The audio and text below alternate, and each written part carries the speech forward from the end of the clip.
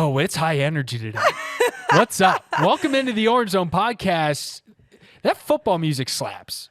You know what it was? It's that last, bass drop. I think it's the beginning. Boom, boom, boom. No, not for you. I mean, hopefully it gets the listeners as excited as we are. Wow. But that one hit hard this week. Big fan. Put me on the field. Put me on the field. Coach. Put me in, coach. I'll get clothesline for that. I'll do anything. I will put the body on the line. Well, thanks for tuning in. This is the Orange Zone podcast, award-winning Orange Zone podcast. I'm Tommy Sladek.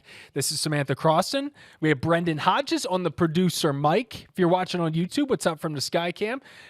Thank you for listening. Thank you for watching. You can find every episode on our CNY Central YouTube page, as well as Spotify, Apple Podcasts, wherever you get your podcast. New episodes are released Wednesday. We invite you to like and subscribe.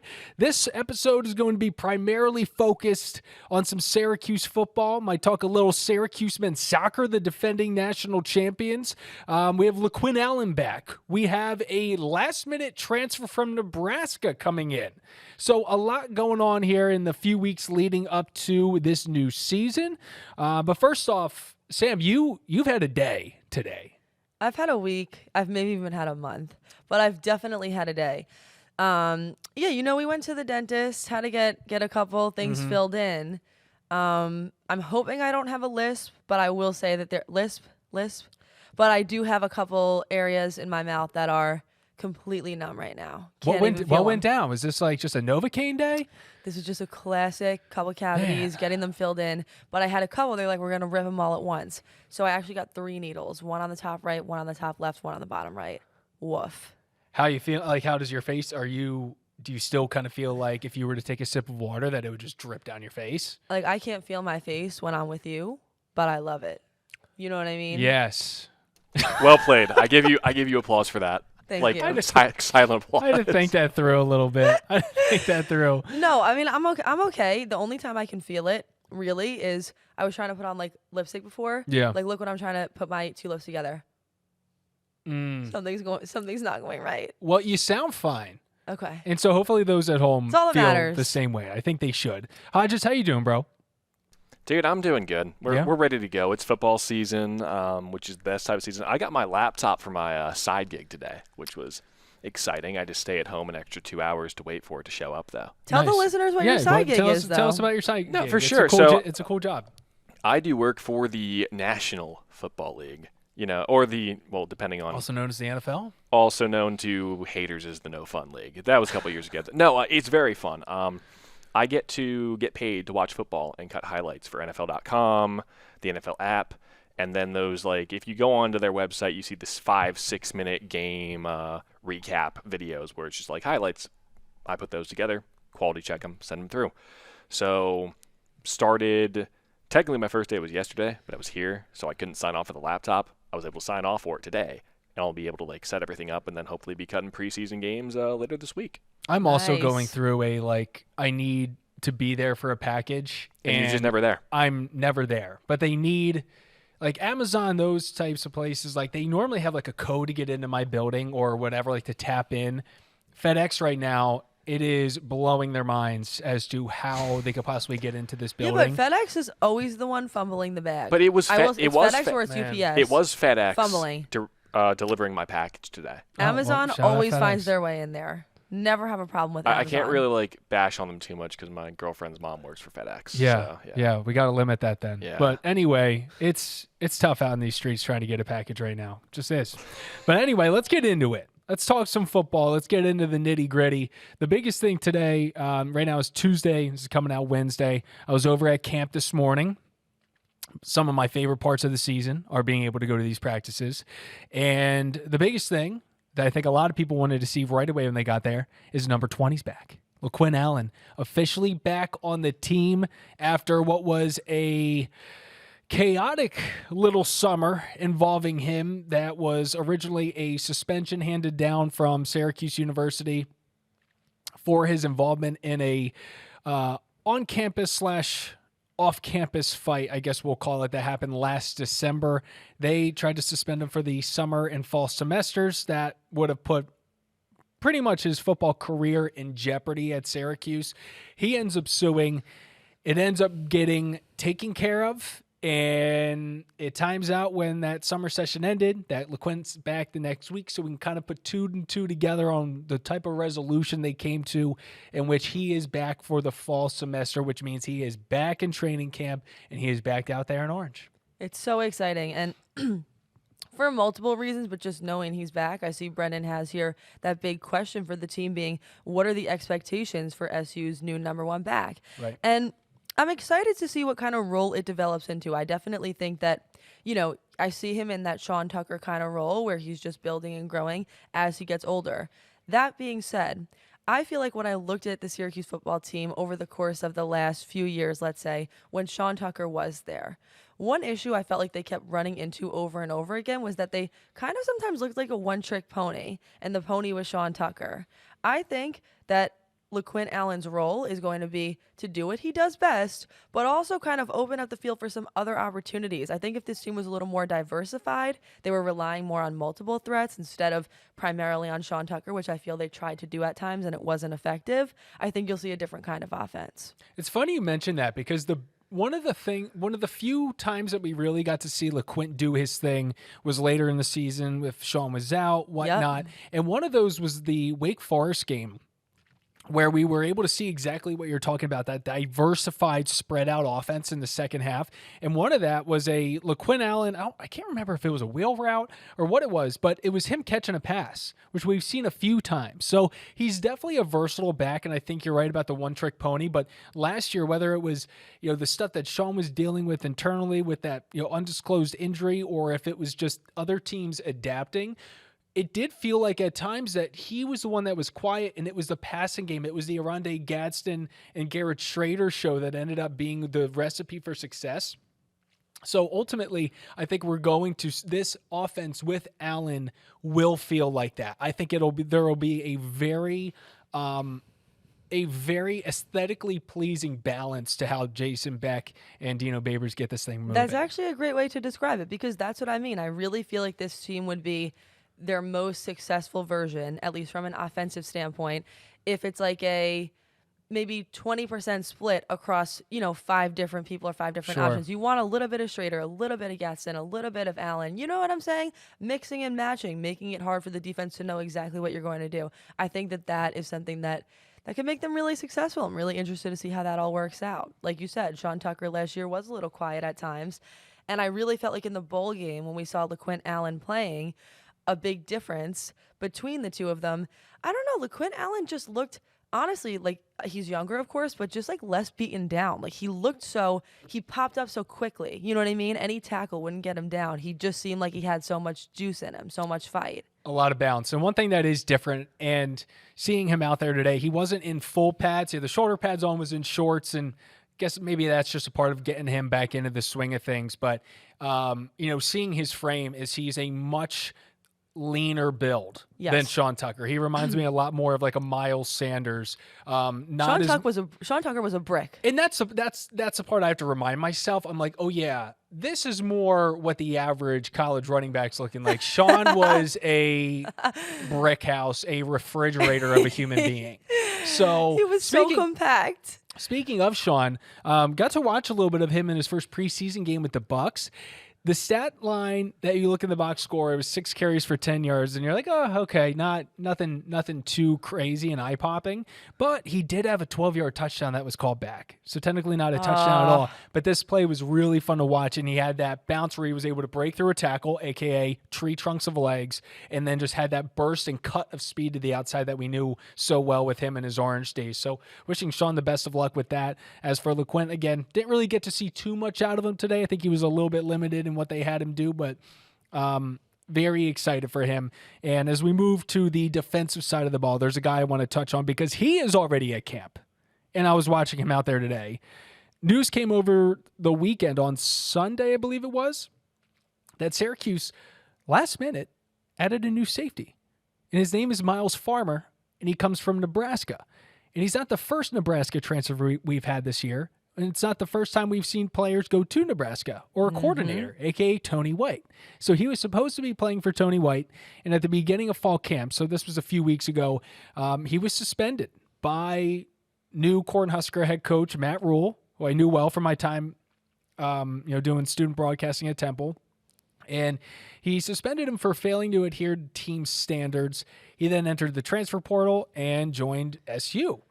And one of my biggest question marks for this is, why is this man the right guy to bring in? Now, there's one thing that you can't dispute, and that's that this dude's a baller. He was second on the team in tackles last year on the defense, playing in only 11 games. He missed the 12th. Why? Because he was suspended for a game because he was arrested on suspicion of DUI last November. He ended up pleading no contest. He was on house arrest for 7 days. So that was kind of, an X on his story. We get into this fall, and he's suspended for not adhering to team rules. And Matt Rule said it wasn't anything major. Do we know what the team rules were? Not details, but it seemed like it was the little things, right? I don't know if it was just late to multiple practices, didn't do this, didn't do that. It wasn't anything major. And I asked Dino Babers about that because I said, given his history, why was this the right person to bring in? And he basically said, which was what I was expecting, we did our homework on him. We found out what was going on, and it's something that we can work with, type of thing. Right. And ultimately, when you look at the Nebraska situation, here's a guy that kind of maybe already had a strike, right? And you have a new coach coming in, and the new coach needs to earn respect. And it kind of sounds like Miles Farmer was just on the other side of that. But anyway, big dude, and could certainly come in and make an immediate impact on this backfield, given that they lost Garrett Williams last year. They lost Jahad Carter to the transfer portal, and they lost Deuce Chestnut to the transfer portal. So he's someone that could come in and end up seeing serious minutes right away. And I mean, that right there, you ask, why is he the right guy? All of the people who you just listed who are no longer with this team, that's why he's the right guy, essentially. Yes. That's why he's the right guy. But I mean, the exact same thing popped into my mind from a team culture standpoint. We know Dino Babers is really big on the Ohana, the family. How did he know? I feel like even with any player, when you're recruiting, it's the same way when you're an employer and you're figuring out who your employees are going to be. You just don't know a ton about the person until a few weeks or a few months down the line. I literally even feel like it's the same way with like dating somebody. Like, you just don't know until a few months down the line exactly what you signed up for. But I think Dino Babers is the kind of guy where if this guy got off on the wrong foot in Nebraska, or there was a strike, there were a couple of incidences, I feel like Dino Babers is the kind of guy who will still give him the benefit of the doubt, give him a chance to prove himself in a new environment, because the bottom line is you just never know the full story. There's the one story, there's the other story, the truth is somewhere in the middle, and hopefully Dino Babers found it. You're right. And it's not the first time that he's known to give players a chance that have come from other schools, and maybe sometimes it's been a rocky journey to get there. So we shall see. So, ultimately right now we have Justin Barron and Elijah Clark probably is the two that we expect to be in that backfield. I saw him today, taking reps with maybe the second team or third team, but ultimately you want everyone to be pushed in training camp. And this is going to push every guy at that position to try to be their best. Let me ask you an off-topic question. Go for it. At training camp today, anyone who has really stood out to you over the last few times you've been there, or anyone who's really impressed you? Kind of jumping off the page. Ooh, great question. Great question. I mean, I will say there is one thing that this camp has solidified to me over the past few weeks. Aronde Gadsden's that dude. He's that dude. And he comes to work, and this man gives it everything. But watching him in one-on-ones is just so impressive. And you can tell that anytime there's even, a rare bat down by the defense, or if it could be even a bad throw, but he isn't able to bring it in, the defender's celebrating, because it just goes to show you that it doesn't happen that often. Yes, absolutely. And so that's my guy, where it's like, he is that dude. And as we talk about the spreading of the offense, end of the day, he's become the type of the player, in my mind, where he's kind of like a DeAndre Hopkins out there, where if the rest of the offense maybe is not clicking, you find your guy. You find your guy, and he's the guy. And he's the guy. And so I think when in doubt, if some other things aren't working, Schrader's going to try to find him on the field. And what about chances Schrader? Are it's going to work. How has Schrader looked to you? Looks fine. I mean, each practice is a little bit different, but from my point of view, he's doing just about everything that the other guys are doing. He didn't do the full participation in the scrimmage over the weekend, which was their first time going at it, Dino Babers said. But he goes, the thing we're wanting to do right now is he's like, we want him to get sore, which is interesting. He's like, we want there to be fatigue in his arm. Because I asked him, like, do you mean like from a benching standpoint? Is he in the weight room? Is that what you mean by soreness? But he's like, no, we need his arm to be fatigued and get sore to where it's repairing itself and it's getting stronger. It's the same thing where, like, you hear guys say they love getting hit the first time in an actual game. Yeah. Because in this camp, you're not doing that. It's the same thing at the professional level, at the high school level. You need to get hit by somebody a couple times before you're fully ready to play. And fatigue for the arm is what you're going to feel over the course of a game, over the course of a season. Even during the bye week, like, the guys don't fully rest up over that bye week. It's so true. There's still Right. fatigue. So he makes sense in that regard. I mean, you even think about just building a muscle. Whenever a muscle is building, there are little mini tears, and that's how it builds. It just so I understand why he said that. And to your point, Brendon, I do feel like once you're kind of in the thick of a season, even though there is more wear and tear, for some reason you still just feel better. You're already kind of rehabbing it. You're in the ice bath. You're doing everything you need to be doing. It is a different feeling. I agree with that. Kind of once you're already there. Definitely. I'm all in on that too. So ultimately, yeah, I like what I'm seeing, and I'm comfortable with what we're going to be expecting from week 1, and I haven't seen any indication that he's not going to be ready to go. I heard there was like a big catch this weekend or something. I don't know if you were there for that or heard about that. There's a big catch, it feels like, every week, but Damian Alford has been apparently making some jaw droppers. He did some jaw droppers last year. He's had some at practice. I think he's been doing it. I think that is one of the guys that made a big play over the weekend. So that was someone that Babers pointed out. God knows as well. they need something on the outside. 'Cause I know Gadsden's great and the running game is great, but that's your middle third of the field, and if teams know that's where you want to go, they just stack that in there, play one-on-one on the outside. So to have a guy outside is really going to help Aronde and Garrett and LeQuint in the long run when you want to use the middle of the field to your advantage. 100%. Not You to got to have mention- another threat. Someone who's making just some really showy plays like that, just absolutely show-stopping, that's just good for the fans. It's good for everybody. I love those plays. Those are the kind of plays that show up on your timeline all throughout the course of the season. They keep on getting you excited over and over again. I mean, I hope this fan base is excited because this receiving core is good. Like, they're really good. And I'm excited for fans to see Isaiah Jones again. He ended up getting hurt in that Purdue game, and he was done for the season. Number 80 is going to impress you this year. Trevor Pena is going to be doing his thing. But if they're able to get Damian Alford cooking early, and you, again, have those prominent, very clear 1-2 threats on the outside, it's just going to open up this field. But the biggest question mark for me still right now is going to be how well this offensive line adjusts to losing Matthew Bergeron and to having some new pieces and new very important places. So because of that, they are my biggest question mark going into this new season. How does that offensive line perform? So before we get out of here, Producer Brendon's weekly trivia. You guys ready for it or what? Oh, I'm ready. I'm set. Let's do it. You guys aren't ready for this. I will say the basis of this week's trivia By are the all way, of the... I don't know if you saw, Moten and I I was we going got to it right. wait. Could someone recap? Brendon said he got roasted again. Yeah, we did. We crushed them. They I got can't the even first remember. question. It was the two original charter members of the ACC that are no longer in the conference. Maryland and South Carolina, I think it was. Yeah, they were very Gosh, felt methodical good. about it and got it right. I wasn't too mad about that, but then Moten pulled out the turntable and was like, I have a trivia question for you, Guru. Wait, that And really was all does sound like him. It's like, who was the first coach for Boeheim's Army in the TBT? And I said Ryan Blackwell, and it was Lawrence Moten. Smart.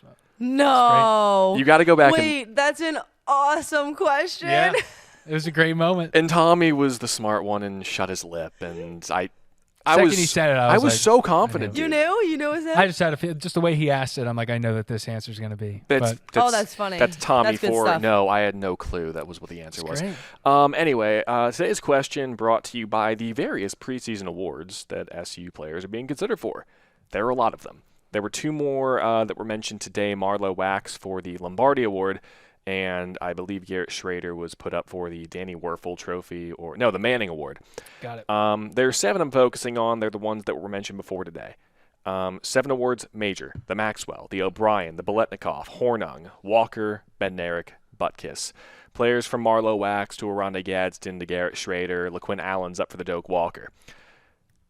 Out of those 7 awards, how many has an SU player won before? I have to say, that is a phenomenal question. Like, out of those 7, so that's 7 total. There are 7 total awards that are mentioned. Out of those 7, how many has an SU player won ever? Could be 0, could be 7. Okay, Okay, so we're so- we're working with 0 through 7. Wait. Oh, okay. I'm Right? seeing that. Okay, so Brendon, it's the you're so saying- it's line. So it's the. So walk me through your 7 again. The Maxwell, Okay, which is the quarterback. Or it's the overall, best sorry. player in college football. Got The it. O'Brien is the best quarterback, and there are a couple of awards that focus on Yeah. that. The O'Brien is the most well recognized. The Biletnikoff, best receiver or pass catcher, I guess is a better way to say it. The Hornung, most versatile player. The Doak Walker, best running back. The Bednarik, I believe, is the best defensive player, and the Butkus is best linebacker. Yeah, that is right. And I learned this week that these awards, a lot of these awards are through high school too. Like people get these awards in high school, people get them in the NFL, which is it's cool. This is an award that a lot of these awards transcend all levels of football. Yeah, which is really cool. You guys are writing down the awards on the notes today, so you can remember Correct. them, right? Yep. There we go. Okay. All right. So, how many have they won? I'm gonna say between Don McPherson and Donovan McNabb that an SU player has won the O'Brien. So let's check mark that. Okay. I think I'm writing it. if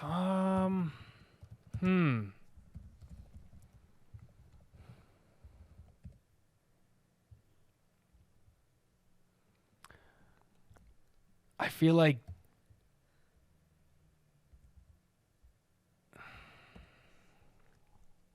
It's a toughie today. It is. I'm gonna say Dan Conley has probably won the Butkus Award. What's the Lombardi for? The Lombardi is not mentioned. I didn't mention that in this question. That's like there's some really specific criteria to it that I figured. It's not like the general best of this category award.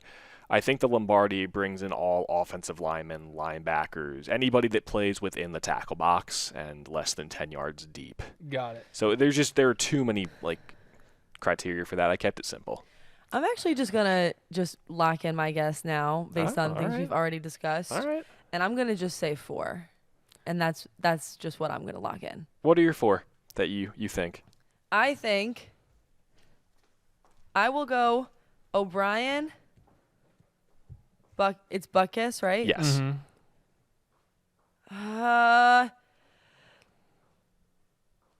Lombardi. Again, the Lombardi is not part of the 7. Oh, that it's I have. not? No. Maxwell, O'Brien, O'Brien. Biletnikoff, Hornung, Walker, Bednarik, Butkus. Walker. If we want to include the Lombardi, we can include the Lombardi too. I'll add it to the list. Let's say out of the 8. Okay. I'm not going to include the Werfel because that's not performance-based. It's and it's actually probably a better award. It's performance-based and also community service that these quarterbacks do. But I'm focusing more on the performance-based awards. I'm gonna go 6. Final answer. Everyone but the Biletnikoff. Wow. Everyone but and if we're adding the Lombardi to that, did they win that, Tommy? The Because now they're Lombardi 8. is the Lombardi is what? That would be number 8. And that's a linebacker again. It was like linebacker, offensive lineman, defensive lineman. It's it's just just stay with I'm gonna 6. say- Stay with 6. I'm gonna stay with 4. Okay. and Well- I'm gonna Wait, so we're including the Lombardi? yes, And I'm gonna go with 5. and I'm gonna tell you you're both wrong, way wrong. The answer is 2. Same guy won both in the same year. I'll give you the win if you tell me who it is. Was it Was it? Don McPherson winning the Maxwell and Dave O'Brien? Yes, it was in 1987. Okay. All right. Half win for Tommy. Half win, bonus point. Love to hear Yeah, it. by the way, I'm the guessing only one- I'm guessing the Walker Award was not around for Ernie Davis. No. I was going to Yeah. give you that coming up Yeah. here. So the only award that was made prior to 1980 was the Maxwell. That was 1937. You just didn't give people awards at all. The O'Brien was founded in 81. The Walker in 1990, the Butkus 85, Bednarik 95, Biletnikoff 94, and the Hornung was only created in 2010. Well, there you go. There you have it.